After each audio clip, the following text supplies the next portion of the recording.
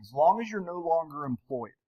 Yeah. And a couple of years back, they created a new portability law. So before, you used to not be able to roll over government-sponsored plans or 403B plans into rollover IRAs. Now you can. You can, pretty much everything can port over.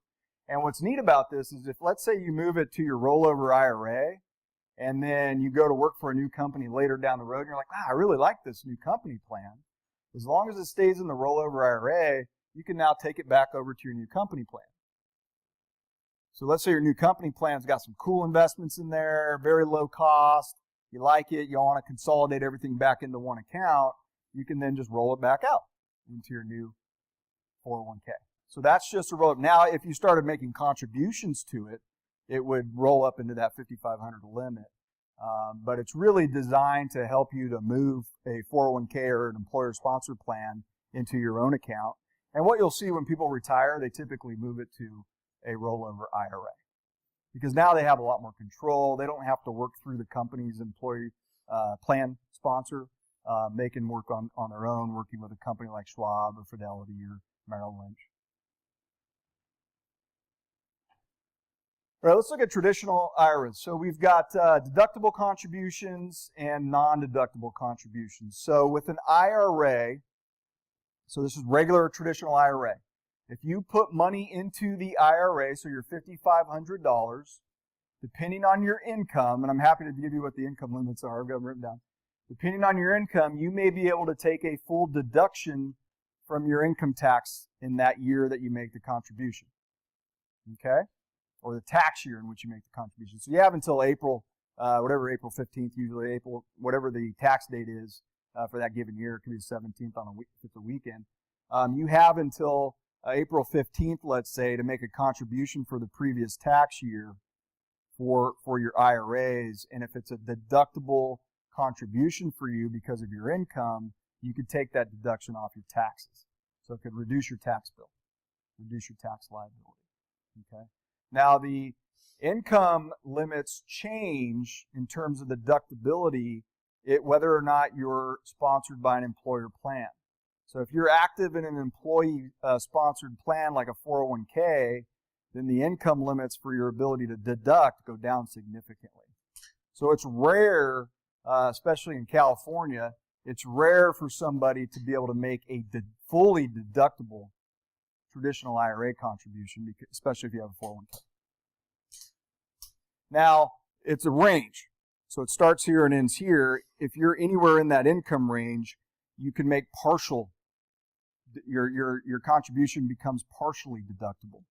And it gets into the weeds a lot. There's a lot of calculators out there that'll help you out in charts. And then the money's going to grow tax deferred, as we talked about. IRA, tax deferred growth. When you do retire, or you do decide to take money out, you'll be taxed at ordinary income on the growth, unless your contribution was deductible. Okay, then you'll be taxed on the entire amount. Because again, you haven't paid taxes. You got a deduction. So now the government wants your taxes. So you're able to pay taxes at an ordinary income level, whatever it is in retirement, could be lower, and then you take money out. Now, if you decide that you don't need the money, again, the government requires you at April, after the year you turn age 70 and a half, to take out a required distribution, and it's usually like 1/26th of your retirement account value, and then they go from there. And that factor changes every single year. But they require you to take some out, and that's what a required distribution is. Okay?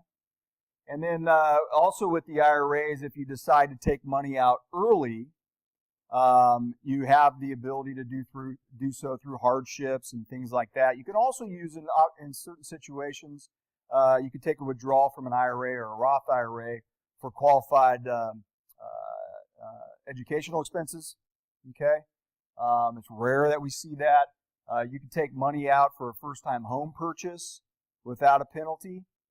Okay, you still have to pay taxes on any of the growth, but you can take out money without a penalty before your retirement age of 59 and a half for a first-time home purchase up to $10,000. Okay, and so that's between both the traditional and the Roth IRA as well. But other than that, if you needed money out of this account, you're going to have to pay ordinary income taxes on the growth and a penalty to the federal government of 10% if you're not at retirement age, which they consider 59 and a half. Okay? So if you wait to 59 and a half and take money out, you just pay the taxes. If you take money out before 59 and a half, it's taxes and penalties. 10%. And guess what? The state of California wants them too. So there's only, I think, 2 states in the entire United States that I know of, there might be more, that have a early withdrawal penalty on IRAs. I know California does. I think Hawaii does as well. And that's 2.5%.